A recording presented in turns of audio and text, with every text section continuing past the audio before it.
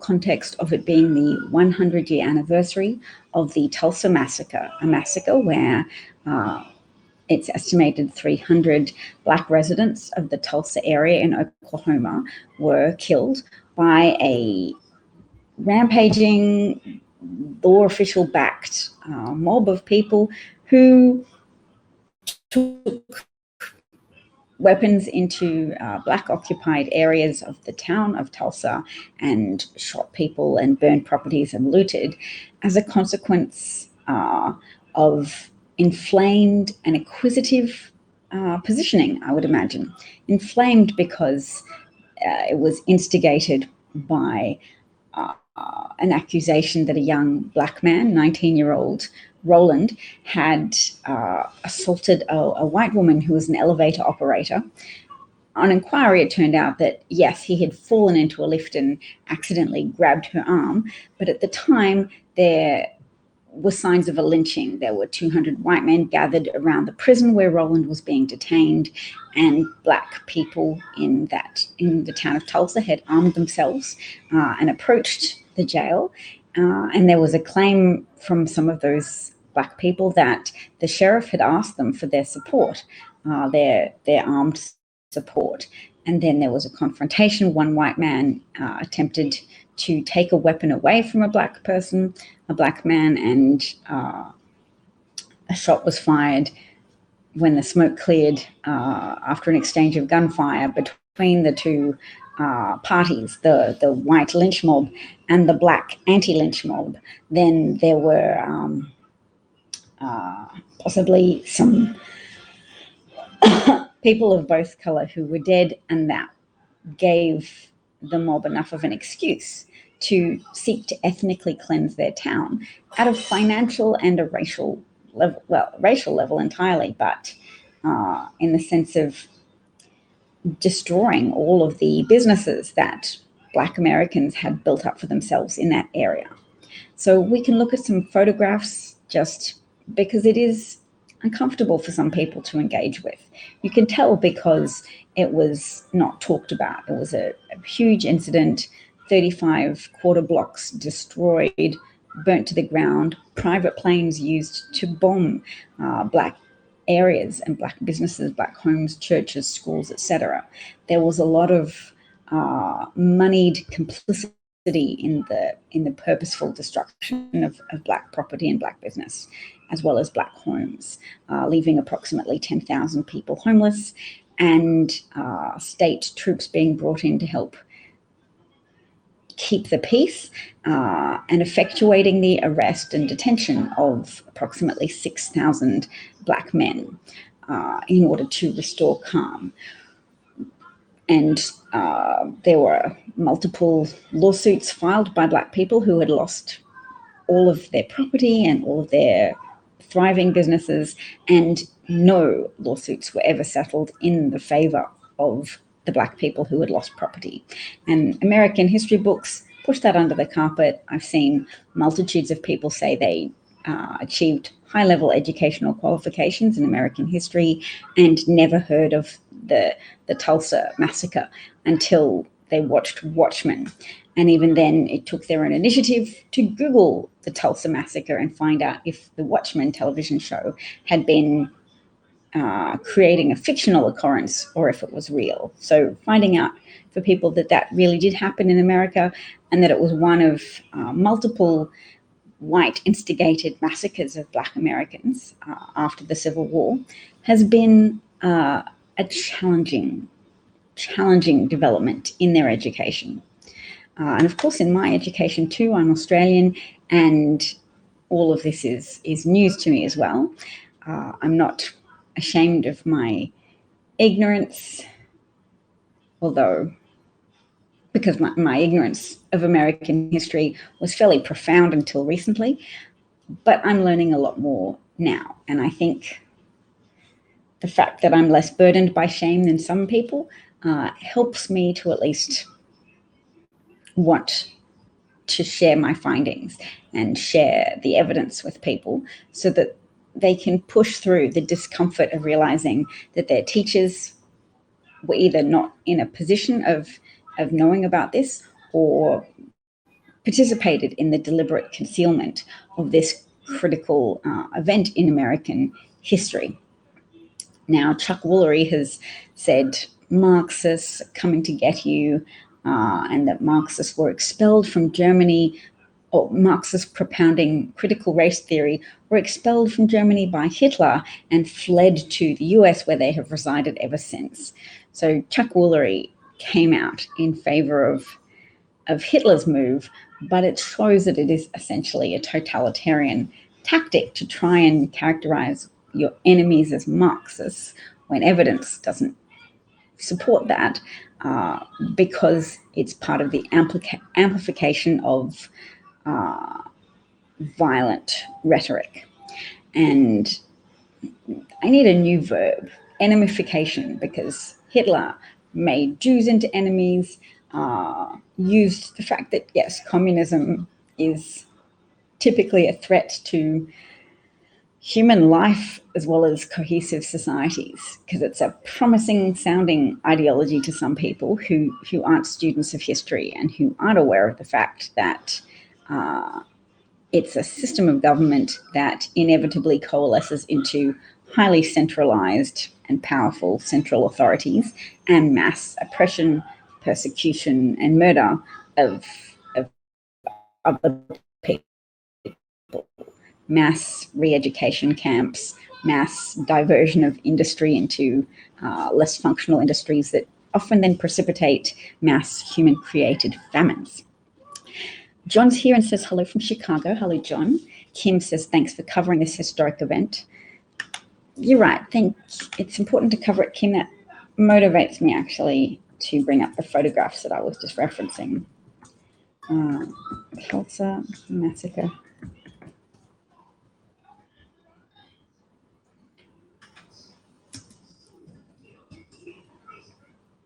So the survivors recently testified as well. So some of those survivors are over 100 years old because it's a 100-year-old incident. But people who were 6 at the time are still able to address hearings and explain that they have experienced a fairly intractable degree of poverty after having their family's prosperity stripped from them. Phil's here. Phil says hello from Denver. And yes, whilst it might well be the American dream that regardless of your circumstances, you can lift yourself up and make yourself whole, and some families were able to recover some measure of wealth and prosperity, it shouldn't.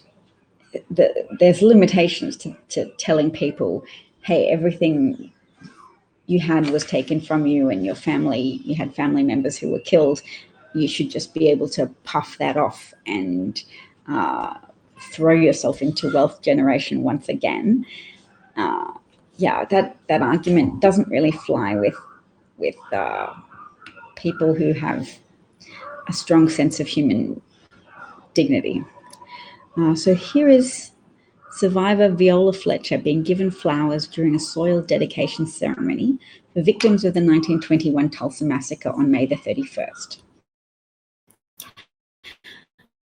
That reminds me that there was initial attention paid to what happened, and it was referenced by politicians as being shameful for the United States as a whole.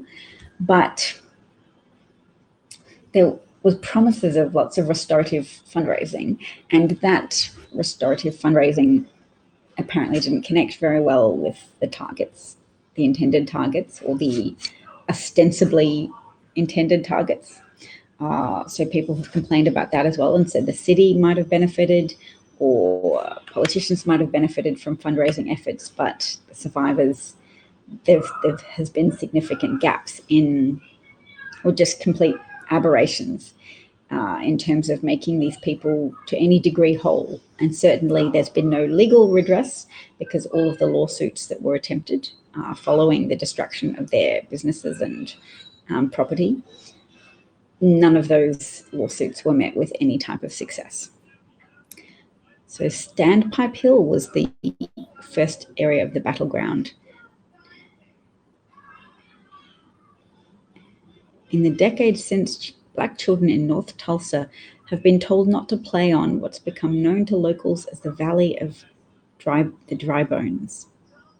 On Monday, hundreds of flowers decorated the hillside as survivors, descendants, and locals honored those killed, particularly the victims whose identities remain unknown and whose bodies were never recovered. I want to see a little bit of the... We can't let the past drag us along. We have to take those steps to move forward, she said. What are the next things we do to unify and keep each other strong? That's very inspiring. Daddy Bear, her break is finished.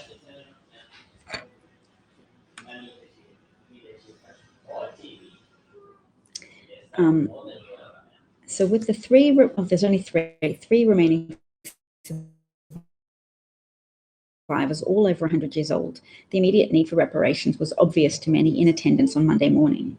Having that experience, that tragedy, that memory, we can only get 100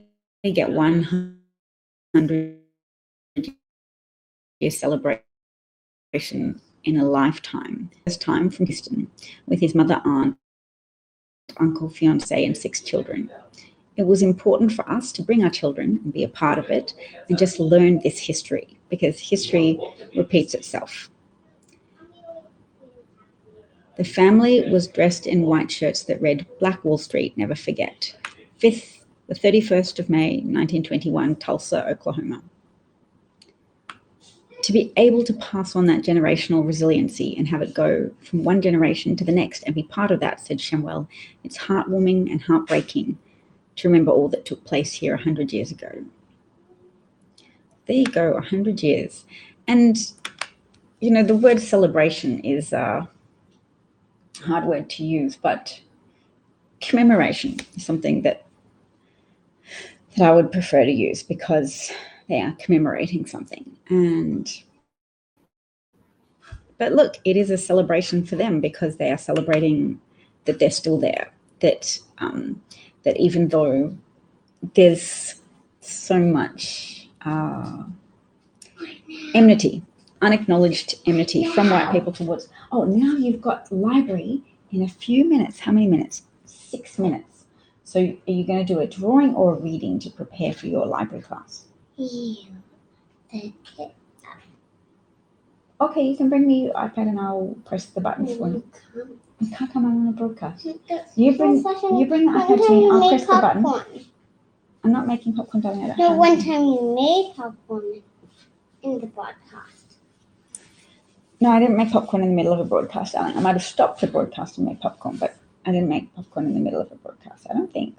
Because that takes at least 5 minutes to cook popcorn. You said goodbye. Pumpkin, I'm talking on the broadcast right now. You better go get that iPad. You can bring it to me so that I can help and Daddy can do the final steps. You do know it's on your desk. No, I don't. Robert says you cover so many gut-wrenching topics and in such detail. How do you keep your spirits up? I have these guys. The desk where you do your work, darling. You go look. The iPad was there before. Oh my gosh, now you're just being silly on purpose. Phil notes that Tulsa is heartbreaking, and he feels we are repeating our history with a different approach. State voter suppression laws in Arizona, Texas, Georgia, etc. Maya, please. Thanks, husband. Maya. Listen to you, Daddy. All right. So Phil says, we are witnessing the actual hijacking of democracy. I'm glad you said it, Phil. And I was going to come to that because people are noting that it's an underplayed issue. Democrats are clearly hoping that there is a repeat of that galvanizing effect on voter turnout, that low propensity voters, Democratic low propensity voters, vote for Democratic candidates in enough numbers to resoundingly defeat those Republicans who are showing their colors as people who are prepared to make an exchange, to sacrifice the democratic functionality of the United States in exchange for increased access to power themselves, in spite of what they might fear from the changing demographics of the American voting electorate that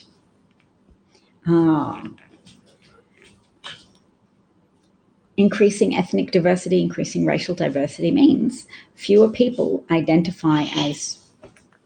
Okay, so what we have to do here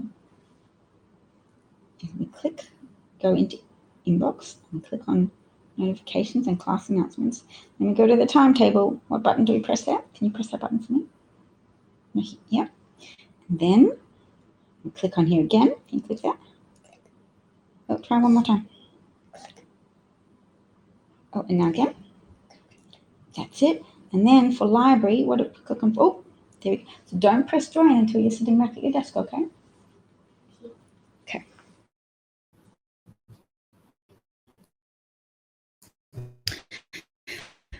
In New Mexico Day, which speaks to that point of the Democrats' hope that voter turnout for Democratic candidates will be galvanized by the evident growing antipathy of Republicans to democracy. Now, we might have assumed it had peaked, that opposition to democracy had peaked under Trump. And maybe it did in a way, because there was a heap of passivity. I was part of, you'll be aware if you're a regular watcher, I was part of that efforts to mobilize anxiety, to say people are anxious about what Trump means, your anxiety is merited, let's work on ways in which we can channel that anxiety into pragmatic, constructive responses. So we did that. America was galvanized. A record number of people turned out to defeat Trump. The margin of popular vote victory for Biden-Harris was greater than any other popular vote victory since 1996, according to David Wasserman, who is a well-known political analyst and election analyst. So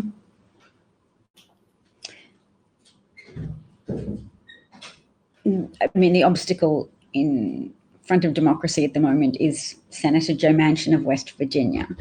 Interestingly enough, my husband drew my attention to the governor of West Virginia. Oh, let's see. Okay, darling, click join. Oh, maybe Daddy will help you problem solve for that. She's trying to join her library class. Still just asking to join? Okay, well then your teacher will probably let you in a second. Yes, there's no charge. Oh, okay, I'll come because I'll just pass on the plugs in. 1 second.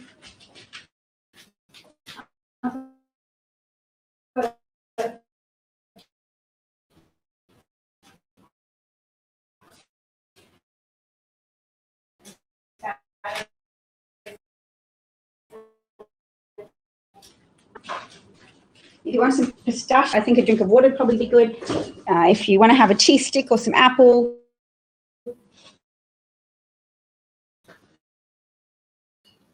All right, Yasmin says, sorry about the delay, and I don't know if you can. I set the alarm a bit early. That's good. Maybe plug it into a charger for a bit. Okay. So, thank you for your patience.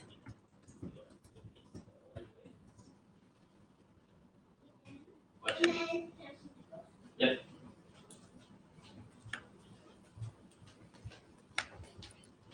Okay, I still wanted to bring up some photos of the Tulsa massacre just so that we can grapple with that weight of history, because that's part of our responsibility in this current era, to take Republican voter suppression measures seriously. I think in a way the Democratic Party might, oops, that's not the right thing to do. The Democratic Party itself might be relying on our activism. They might be relying on lawyers such as Mark Elias, who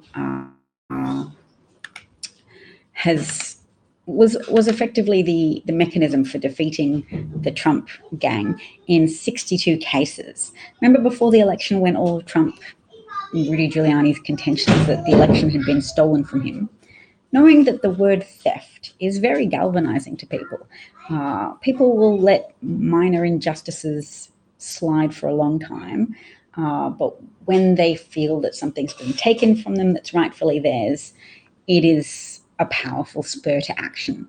So the language that Trump used about things being stolen from him were very dissimilar to, say, how Hillary Clinton reacted when Donald Trump did genuinely steal the election from her through his campaign's interactions and collaboration with representatives of the Russian government, creating a situation in which Trump was beholden for his victory to the Russians for their illegal contribution to his campaign.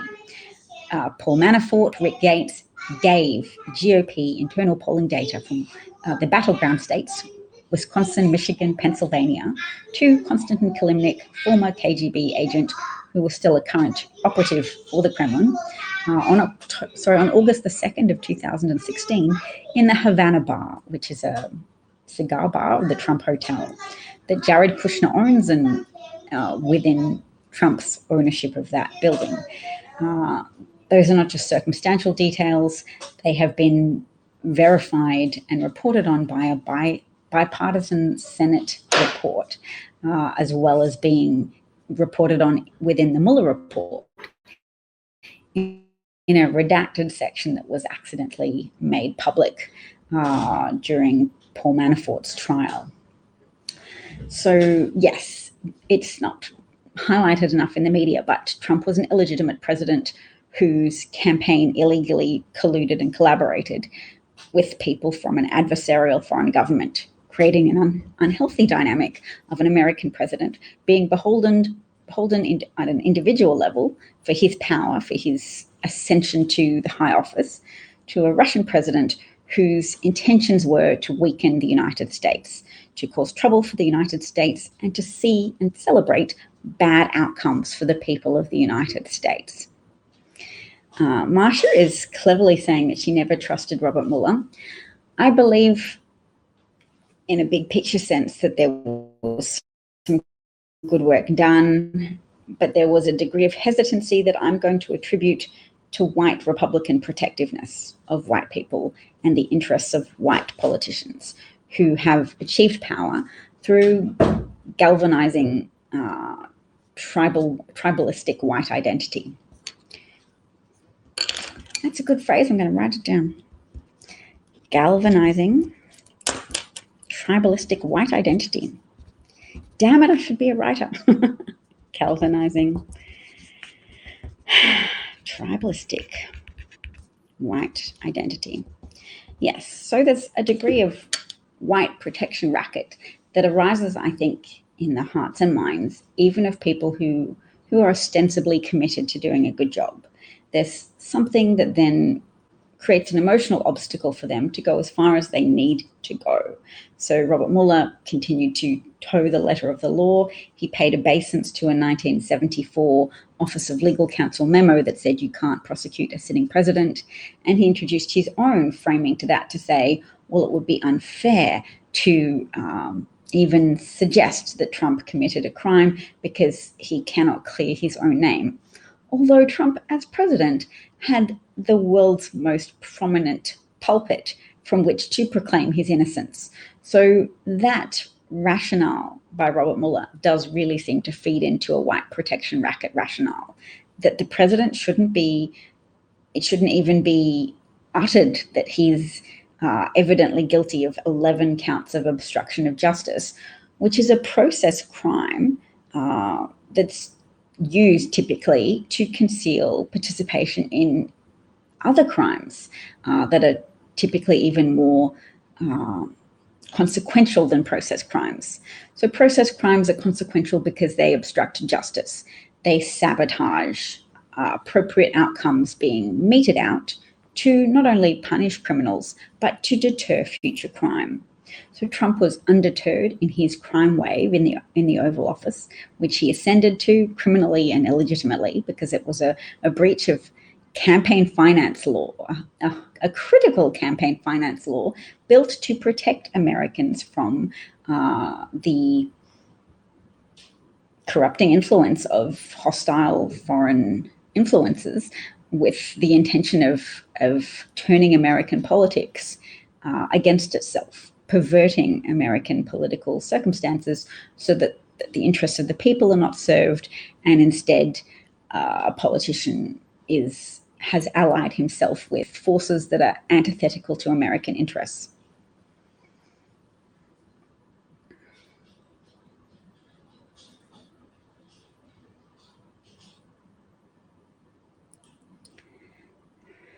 I'm glad to see, Michael, that was sarcasm. We have a commentator called Mike Maysfield who says, "What, Trump do something illegal or dishonest? How can this be? My reality has been shaken."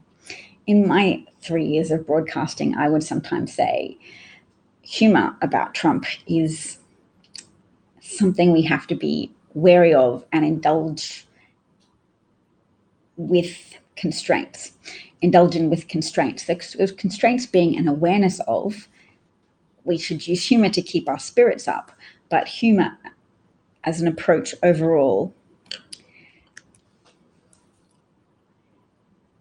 cannot be our only response to Trump, because it's a serious problem.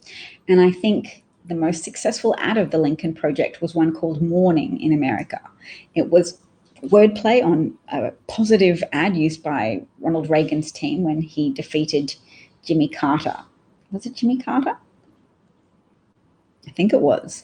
And they said, "Morning in America, everything can be wonderful provided Ronald Reagan wins the election," because we're all excited about the possibilities of America.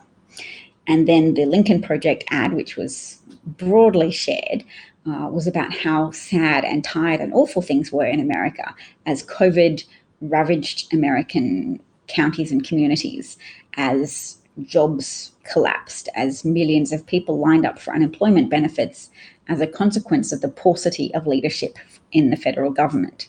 And they called it mourning, like a lot of people are grieving. And they highlighted that truth in a sad, poignant way, very different to a lot of advertising, very strikingly different and very resonant with people who were sad, even with people who were, to a degree, on the cusp of denial about Trump.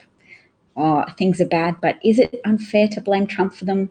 That ad created a permission structure for people to just sadly, mournfully accept that he was to blame, not indignantly or with outrage, because outrage can sometimes not just repel people, but reassures people that it's just the same old game being played. My team, your team, rah, rah, rah. But the Morning in America ad was somber and serious. And we need some of that tone, that somber, serious tone. So humor is for us more at a private level to lift our spirits, and to a degree to influence younger people, because sometimes it's coalition building to join together in laughter when the rationale of your derision is evident. Is that my baby? How's her? Is she on the call yet, darling? Yes, she is. Excellent. Thank you so much. I noticed it was very short. And you gave us the detail to make it interesting. Oh my gosh. Oh, I wonder what adventures he goes on. I can just hear my daughter participating in her library class. She's saying, I noticed that a lot of detail was given to interest us in the book and help make us excited about what was going on. It's certainly part of her education that they are evident they are making it clear they intend to train them to be confident, outspoken people. Maybe this is a real feature of American education, and Australian education is just sort of catching up to that focus on constantly requiring children to give their opinion in a way that makes them convinced that opinion is worth a lot. which is cute. Cute. Sometimes people complain about it. But look, I'm not going to complain about modernity. Look how much it's weaponized. And that idea that political correctness is an imposition, that it's such a hardship to have to contend with people asking for their pronouns to be respected, etc. That is a small cost compared to coping with the nihilistic destruction of war. So trans people asking for our respect, that is not a pathway to war. Women asking for leadership spaces to be made available to them, it's not a pathway to war and destruction.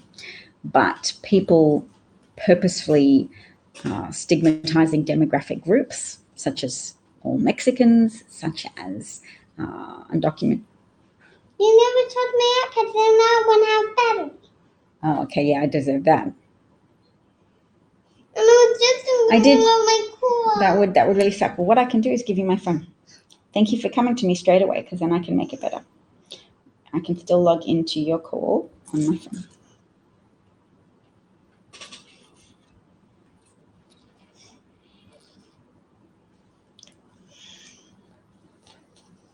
Do you know her name, Mrs. Cox?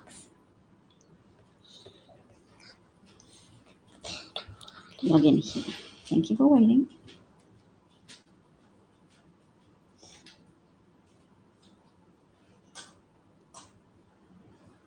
Okay. Go take that to the room and click join, okay?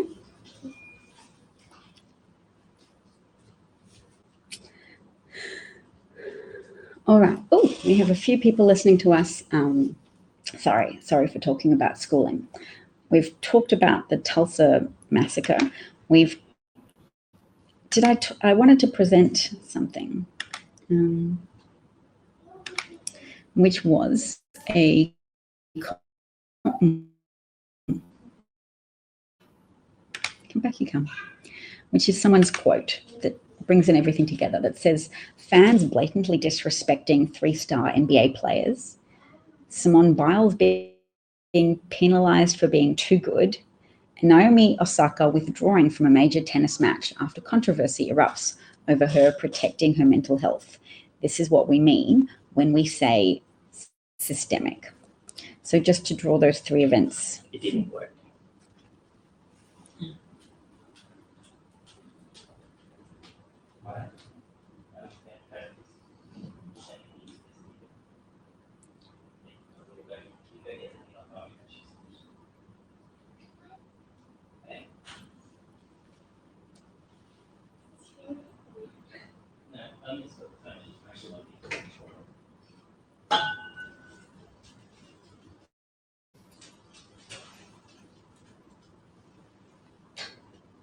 Let's to try again.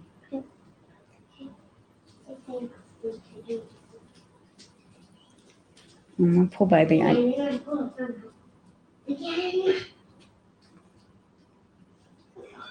need to go on to Cecil. I did. Okay, I know what I'll do. I will open up a video for everybody to watch on screen while I try and sort this out for you. This is not going to be a fun video for them because it's about the insurrection. Arizona. Imagine this. You get us go back home once we conquer the hill. Donald Trump's return to being president. Arizona Republican Congressman Paul Gosar wasn't just an instigator of the lethal January 6th attack on the Capitol. He was one of the main organizers. I was the person who came up with the January 6th idea with Congressman Gosar, Congressman Mo Brooks, and then Congressman Andy Biggs. Gosar promoted the lie that the election was stolen over a dozen times before January 6th. Thanks to Gosar's encouragement of the mob, just before they attacked the Capitol, 5 people died, including a Capitol police officer. And even as the Capitol was being attacked, Gosar justified it, saying Americans are upset. Paul Gosar betrayed his oath to the Constitution and incited a deadly attack on our country. It's time to expel him from Congress and prosecute him for sedition.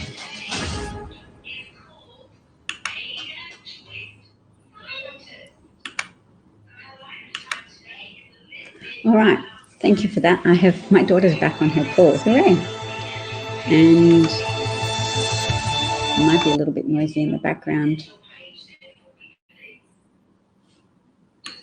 But yes. So back to,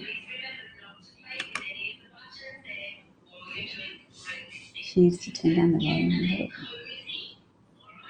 All right, one more. Oh, this is the fan who came on the court. Have a look. And he's getting tackled. He's in the yellow. He's tackled by security. He pushes him down and leans on him. Lies on him. Do you want to see it again? Watch, the fan is trying to shoot a hoop. What I think this might be able to be understood as is a little, oh, you couldn't see it. Oops, I'd forgotten to click share the screen. Okay, I was watching that. And I will make it bigger so you can see.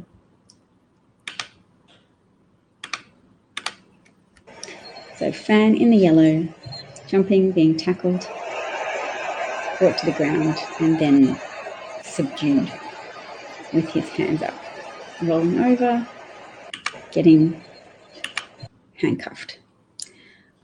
So what I'm extrapolating from that is the significance of some degree of collapse in the rule of law, because the rule of law isn't just the consequences that you can quantify and say this many people were arrested. It's also something that is an invisible barrier in people's hearts and minds. It's an invisible, internalized standard that a critical mass of people don't cross because there's this weight of normality. Don't break the rules. Now, when people break the rules significantly and it goes unpunished, those inner convictions of what someone should or shouldn't do, they are abraded, they are eroded.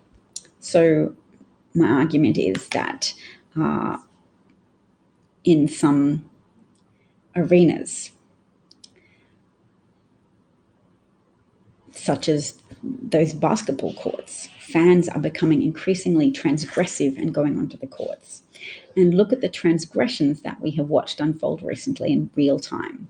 We have seen a transgression of perhaps 800 people gain illegal access to the Capitol building as part of their efforts to overthrow the government and overturn the results of the election. Yesterday, former General and former National Security Advisor Michael Flynn addressed a Q conference and told people, well, in response to an audience question, why can't what happened in Myanmar happen in America? And he was told by former General Flynn, former National Security Advisor Michael Flynn, it can happen and it should happen. It's not a coincidence that Matt Gaetz has recently been telling people that the Second Amendment exists so that Americans can overthrow their government if that's what they feel is necessary, emboldening the people who have been collecting guns, collecting huge weaponry caches as part of their collective delusion about what the Second Amendment is actually referencing. Let me be very clear, the Second Amendment does not relate to weapons that you buy for your personal protection. The Second Amendment, it's been made clear by studies of contemporaneous linguistics, i.e. people who look back at language use in the past. They've determined that a well-regulated militia being necessary to the security of a nation, the right of the people to keep and bear arms shall not be infringed upon. So that the first foregrounded clause in that, a well-regulated militia, that is the subject of the sentence. And keep and bear arms was always, or 99% of the time, used in a military context, meaning to solve the puzzle of that slightly awkwardly expressed phrase, sentence, a well-regulated militia, i.e. America's volunteer army, because there was not an official army when America was founded. The American government at the time, or the founding fathers, hadn't yet passed around a large enough bucket to collect adequate taxes from American citizens, fledgling American citizens, to pay to equip and pay the salary of a regular army. So they had volunteers, that is, a well-regulated militia. And the idea was, don't interfere with their ability to buy weapons for themselves. They should be allowed to equip themselves. They're already donating their time and energy to the service of our nation, and they need, for that purpose, they need to be equipped with weapons. So don't mess with that. America needs an army of some description to protect itself. We've just fought off the British. We need to be able to defend ourselves against any future incursions from invading foreign armies.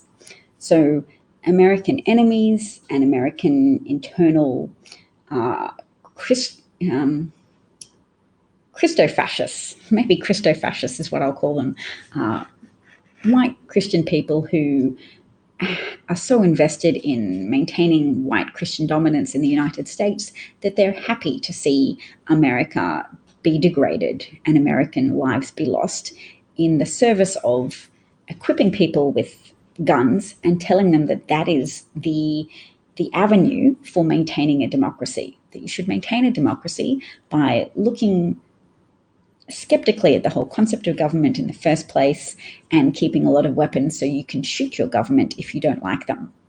Now, that is not a tried and tested strategy for maintaining a democracy. That is a tried and tested strategy for having a very high domestic homicide rate and a high level of domestic terror events where people are so hopped up on opposing government forces that you have things like Waco compounds and then mass exchanges of gunfire with government forces. That's how you have mass shootings repeatedly in the US, because of a culture of misinterpreting the Second Amendment and misinterpreting the appropriate strategies for maintaining a healthy democracy.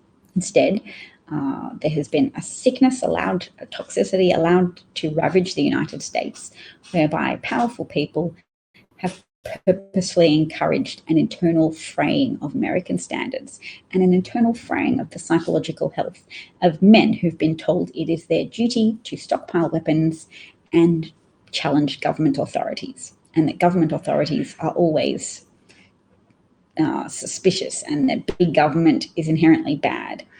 And to peel back the racism that drives a lot of that, not only just the dedication to preservation of white dominance, but the devotion to essentially ethnically cleansing American institutions so that black people don't gain power and influence in the United States, and so that American pluralism is constantly under attack. And by pluralism, I mean religious pluralism, but also ethnic diversity.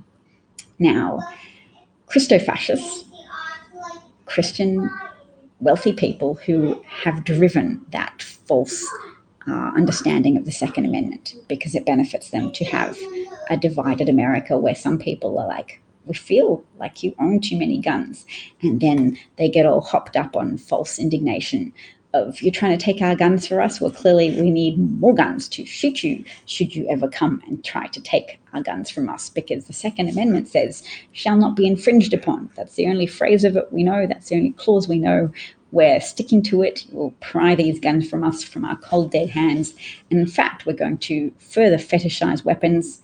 Ted Cruz is going to wrap bacon around the muzzle of a machine gun and fire it for a promotional video he'll make for himself in his campaign to occupy power in the Senate.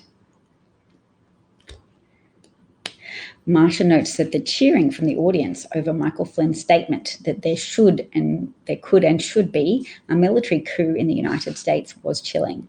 There's some talk of people advocating for Michael Flynn to be readmitted to the military and then made to face a military tribunal. What's the word for what happens when you face consequences through the military justice system? There's a word for it, and it will come to me.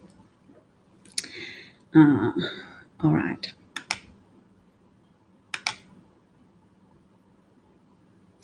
Oh, yeah, so Xavier Pope is the man who made an observation that resonated with me, that they let the fans storm the Capitol in Washington, D.C. Why can't they storm the court in D.C. too? I mean, I think it's a very separate population. 40 to go. Because Hachimura with the rebound. Just watching it again. He's got 11. From a He's got a different angle double-double now. tonight. guy Oh my in a goodness, yellow what is t-shirt. going on? Out Now on the floor. And I've the seen close-ups of diving that man's tackle t-shirt, by the security. and he has a marijuana With 3:40 to go. leaf on his t-shirt. So I don't think it's the same population as those the people who stormed the Capitol. Do you know approximately 40% of the people who have been arrested for storming the Capitol, for attempting to violently overthrow democracy in the United States, have been business owners and white-collar professionals. But a high proportion of them are people who faced significant financial setbacks, often of their own devising, owing the IRS large sums of money, going bankrupt, etc. They're people who've had problems and they've had extra impetus to take refuge in self-delusion, refuge in the delusion that Trump's going to make everything better, and refuge in the delusion that their lives have gone wrong because of external factors like Black people being included in society or migrants coming to take their jobs, etc. I don't just denounce them as racist, because if I just restricted myself to calling them racist, then I would be feeding into their narrative, which 3 more tasks? Got my math, my writing, and my reading. I've already read, but I have to do my reading task. You have to do your reading task. That sounds fantastic, Bubs. I grab my math first. I'm doing my math. I tell you and then what, I'm going to do my reading. I'm going to leave There's a writing word. for last again. Writing for last? Yeah. You can, okay. As long as you do a good job. Stellar effort. Michael Flynn.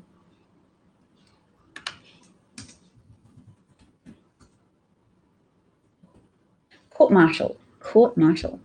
Oh, wow. I found someone who's a military lawyer who said, with these seditious remarks, Comrade Flynn may have crossed the line for recall to active duty and court-martial. Okay, let's have a look at that. Are you taking my pen? That pen does not work. In the little green, like tiny mini garbage bin on top of the thing over there. Okay. Not a real garbage bin, there's a bunch of pens.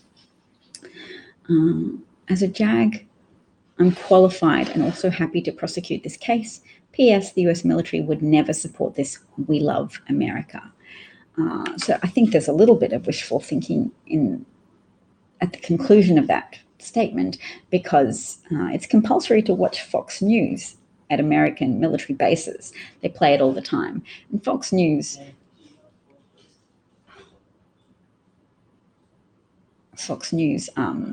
claims to love America, but is essentially weakening and undermining America. I mean, look at how critical a role Fox News has played in endangering people's lives by encouraging them to take hydroxychloroquine when it was recommended against, when researchers made it clear that hydroxychloroquine was associated with increased likelihood of having cardiac events, increased cardiac arrhythmia if you had COVID, because COVID already increases the chances that you will have an adverse heart event, an adverse cardiac event. Sweetie, wash your hands. Wash your hands.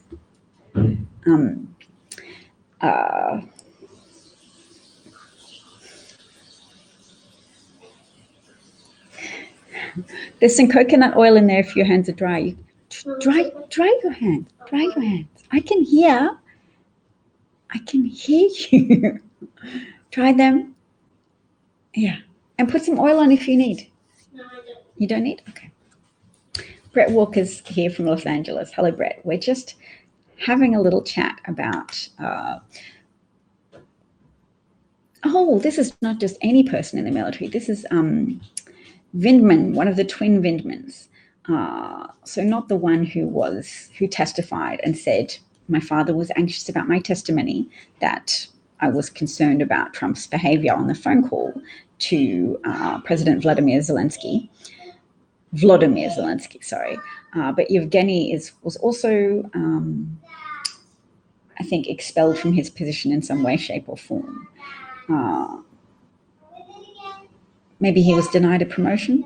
Anyway, here right matters. He uses it as a hashtag. That's what his brother said very memorably in his testimony before Congress. He said he told his dad not to worry. They had moved from the former Soviet Union to America in pursuit of security and opportunity.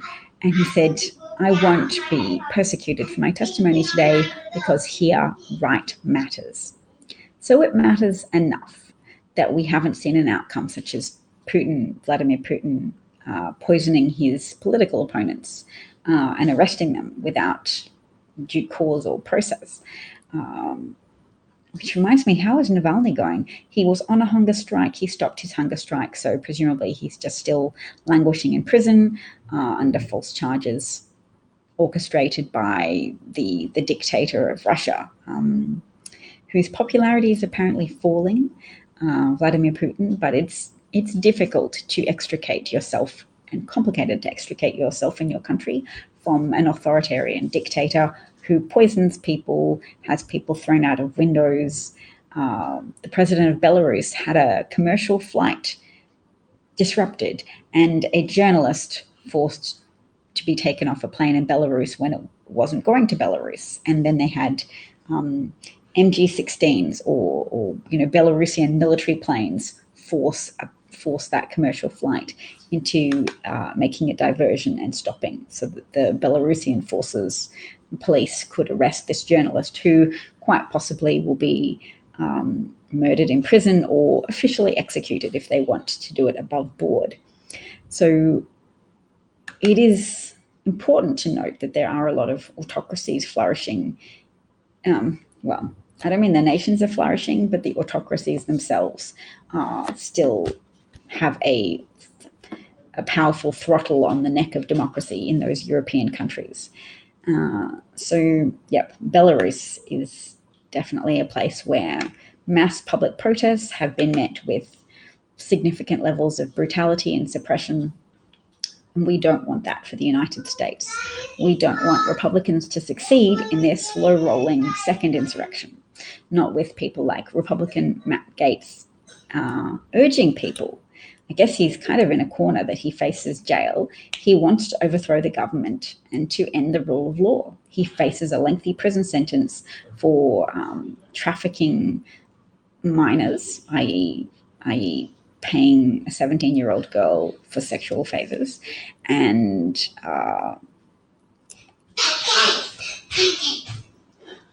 pancakes. All right, well, let me say goodbye to everybody. Can I draw? You want to draw? Yeah. With which pen? That one? Okay. Are you going to draw a picture of me making the pancakes, or are you going to draw a rude picture? She drew a picture of me yesterday because she was mad. And I'm glad that she is a determined little girl and a feisty one, and she's very prepared to advocate for herself and what she wants. But you drew a picture of Mummy yesterday, do you remember? And with Mummy had messy hair, and Mummy had lots of things, big buck teeth, and was smelly and had smells coming off her. Remember that? And then I did make you pancakes, which is a surprise that you got pancakes after all that. But yes, Mark says goodbye. I'm interested to see how this drawing goes out. My children are like the humorous subplot of these broadcasts. But I also think parenting has a lot in parallel with how to avoid fascism. You've got to support the idea of mutual respect, but you've also got to be clear when something's unacceptable. Can I have another pen? And be prepared to, another pen you might find from... Which is black. Oh, there's like a little green bin over there with a lot of pens in it on top of that chest of drawers. Okay. I got an appreciate award from Brett. Thank you, Brett. Much obliged. I do hope Michael Flynn gets court-martialed. I hope Americans continue to reflect on the standards that they wish to uphold. I hope people find a way to effectively pressure Joe Manchin senator from West Virginia to stop being an obstacle. It's basically a choice between democracy and the filibuster at this point, because you can't get 10 Republican senators to vote to protect American access to voting. Republicans are seeking to shrink the electorate because they are hell-bent on illegitimate pursuit of power through virtue of making it harder for people to vote. That is not a democracy. If they succeed, it becomes more like a managed democracy, and they're managing it to guarantee their own access to power. They're not managing it to allow democracy to be functional in the United States. It's a lie that the voter ID measures are to protect the integrity of elections. They are weaponizing Trump's self-serving lies about how the election was stolen from him to try and steal more power for themselves. Can I have my two black ones? Yep. That's pretty good. Yes. And a managed democracy is how sometimes people have described what happens in Russia, where you have the appearance of elections, but the outcome is heavily orchestrated by Putin. And opponents put in a position where they can't possibly win. Oh, purple hair. Is that you? Anyway, so yes, it is very critical, I think, that the public pay attention. Democrats are just hoping that we sort this problem out ourselves and that they don't have to make a big noise about it, I think.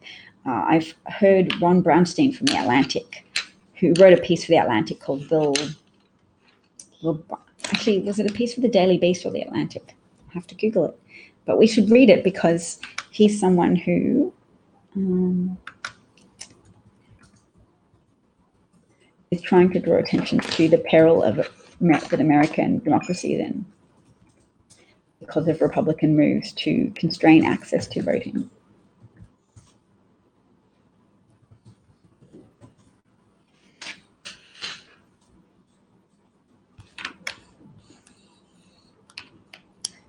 Okay, so on May the 27th, Ronald Brownstein wrote an article called "Voting Rights Advocates Are Scared That the White House Isn't Taking Republican Threats to the Ballot Seriously Enough."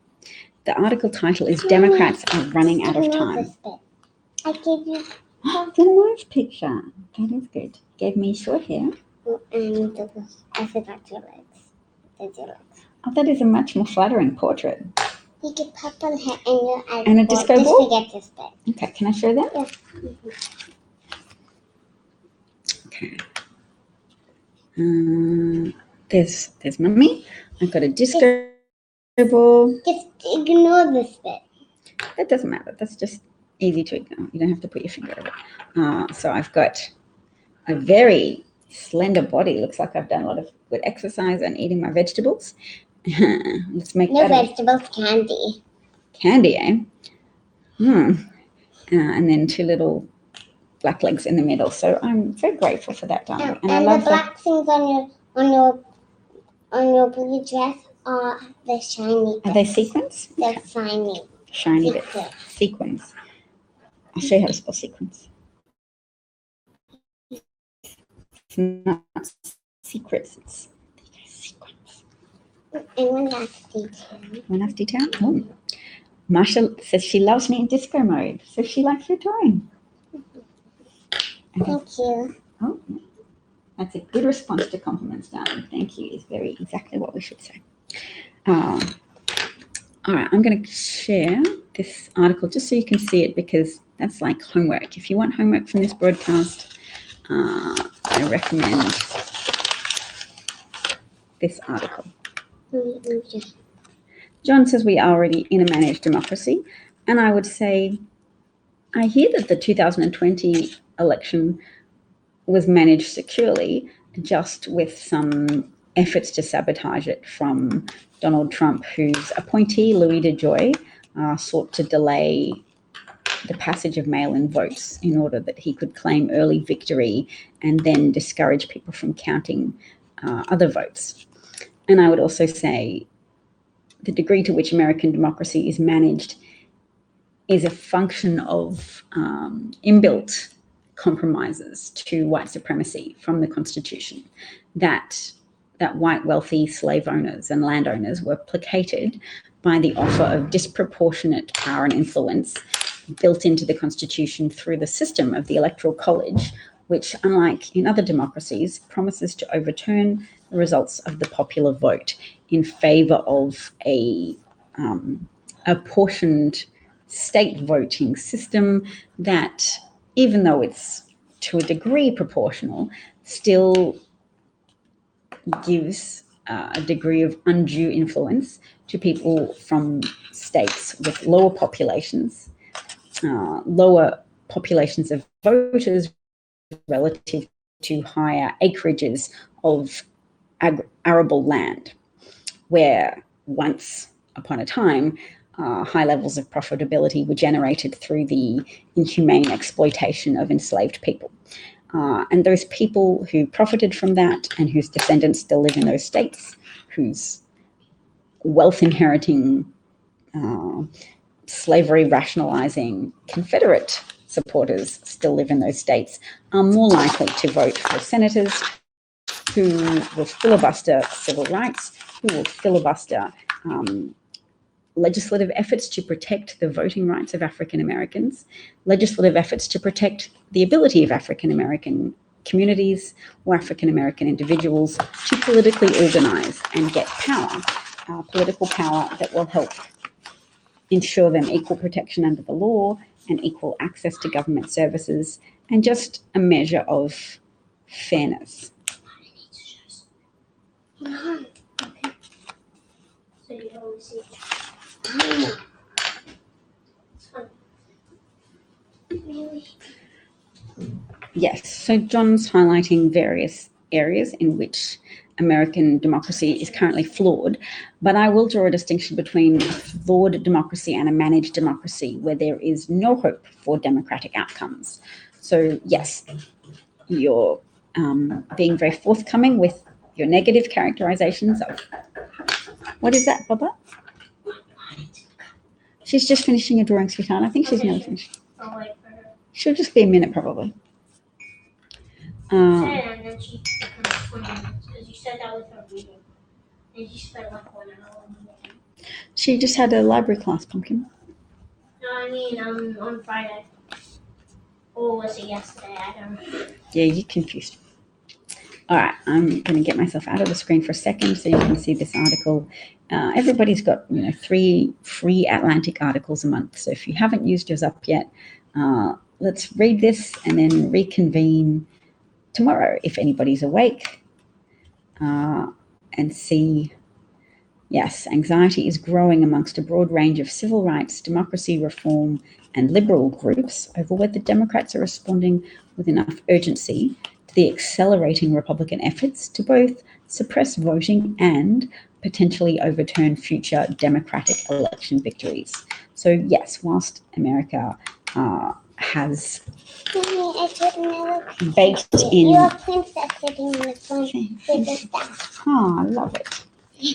I'm a princess sitting on And a... this time with long. Oh, I've got a staff or a scepter? Love it. This time with long. Long hair this time. Okay, and I've got a crown. And you're sitting on a phone. I'm sitting on a throne. Bubba girl, I didn't hear the R in that and I thought you said phone. Can you say throne for me? Whoa. Throne. Oh, that was so good. Good job. Okay, so yes, I've been saying goodbye on and off for a bit. I shall just go. Ellie Kemper, I will briefly say, is an actress you may be familiar with from The Office and that movie with that series called Kimmy Schmidt, The Unbreakable Kim. I can keep going? Okay. Oh, your brother needs to see you in the bedroom. He's got something to show you. Here she comes, brother. She's here. See? Yes, Ellie Kemper has just been exposed for having won a beauty pageant when she was 19, a beauty pageant that is called the VP for Veiled Prophet, the Veiled Prophet Society, which was a subject of some protests from black activists in 1969 and going forwards, because it was a Louisiana creation to showcase the might of wealthy people in that state, following various union organizings and efforts to empower workers through collective action. So instead you had this veiled prophet thing where a man gets to wear a face covering or a veil and robes and things, and pick the most beautiful girl and have an attending retinue of little girls. It's quite creepy looking. And these 3 white women who were allowed access to the venue where this ball was held in 1969, they dressed in their evening gowns and they went there, and one of them caused a distraction by throwing out leaflets and shouting, end the veiled prophet ball, while somebody else slid down a pole, crashed onto the floor and knocked herself briefly unconscious, managed to persuade security guards that she was just a lady in an evening gown who had fallen from the balcony in her shock at the person at the other side of the room throwing pamphlets and yelling. And then, so she was escorted to the back of the stage, at which point she crept up behind the veiled prophet and pulled off his veil, exposing him to the venue at that point, the collected people, as someone who was the vice president of Monsanto. And that was a big deal at the time.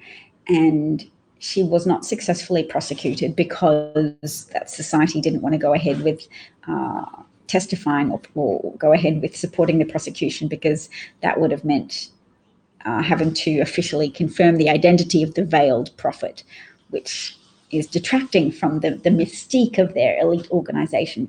That, have I said already, was white exclusive. So you couldn't have black people in it. The white women who protested that were people who were part of the black protest movement that was complaining about white people, white wealthy people in Louisiana not employing black people. So it was a protest to say this is a racist organization built to cement and celebrate white privilege and white wealth. So yeah, Ellie Kemper won the competition to be the young woman who gets to kiss the feet of the veiled prophet in 1999.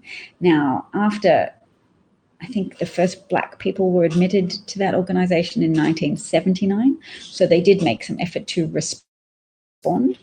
The woman who had ripped off the veil of the veiled prophet, her car was bombed and her apartment was graffitied multiple times.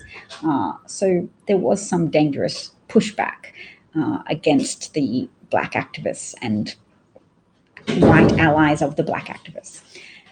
So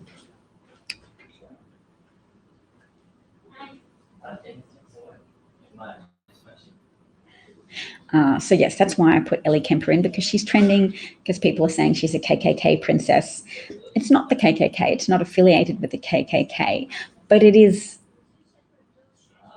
was for a long time a white exclusive organization that was organized to intimidate black people from organizing, as well as white people from organizing, white working class people from organizing. And it shows that there are white working class people, when they are incensed, when they are worked upon by Fox News to imagine that their interests lie with white wealthy people, they're making a mistake, and they should have more class solidarity with the black working class, because, as is highlighted by organizations such as the Organization of the Veiled Prophet, which has a parade to delight the citizenry, but a lot of people will say, yes, the ominous undertones of the parade and then the ball are that people are putting on their fanciest clothes to say, we're better than you, we're more powerful than you, and we will never employ you, no matter how much you try to organize a union that would require you to employ us, or allow us to have livable wages, family supporting wages. So that sounds a little bit communist of me, but I'm not afraid to sound a little bit interested in powerful working class, the collective power of working class people. Because if you are so afraid of communism, which I will grant you is a system of government that leads to mass murder and mass death through other means, such as human-induced famine. If you say reject communism itself, but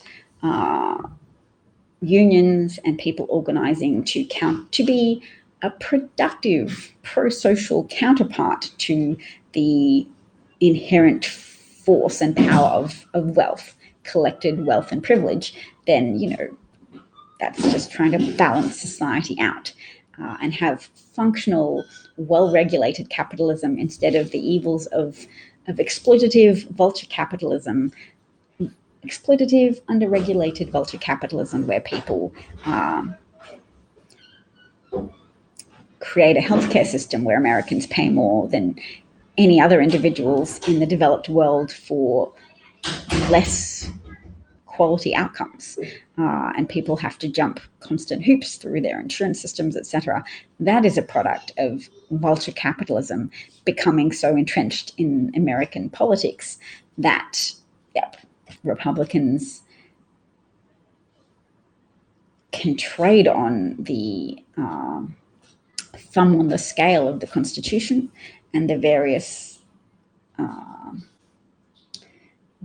ways they've built to sidestep the need to have popular policies and instead have exploitative policies that are popular with their wealthy donors. So that's an ongoing challenge for America, as it is a challenge for everybody else in the world too, to balance out the interests of the indecently wealthy with the interests of the aspirationally wealthy. People who want to lead happy, productive, comfortable lives, and people who don't just want comfort, they want exclusivity. They want to celebrate their wealth in a way that says, I'm better than you and I don't have to be concerned about you, and I can always conceal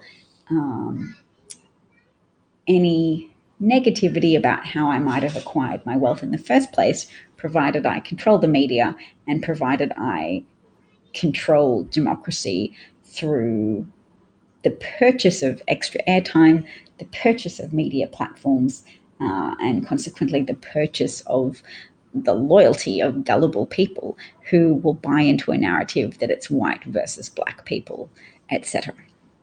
So I hope you enjoyed the chat, and see you all tomorrow, hopefully a little bit earlier then. Thanks, everyone. And do you like the hashtag that I'm using, cheerful, sane politics? Because that's the angle I'm trying to bring to the table at the moment. I thought, I like my politics to be cheerful. I like my politics to be sane. I like to know in advance that I'm going to be dealing with someone who at least aspires to being cheerful and sane. Thanks, Christopher. Thanks, Mark. Thanks, John. Thanks to anybody else who's stayed with me for this time. Thanks, Marsha, Brett, and anybody else? Bye. Good night, Marsha. Catch you tomorrow. Oh, and thank you to all my Patreons as well, without whose support I would perhaps have curled up and dried up with my broadcasting earlier, but your sustained support and confidence and enthusiasm for my work output has helped me continue to dedicate myself to doing this.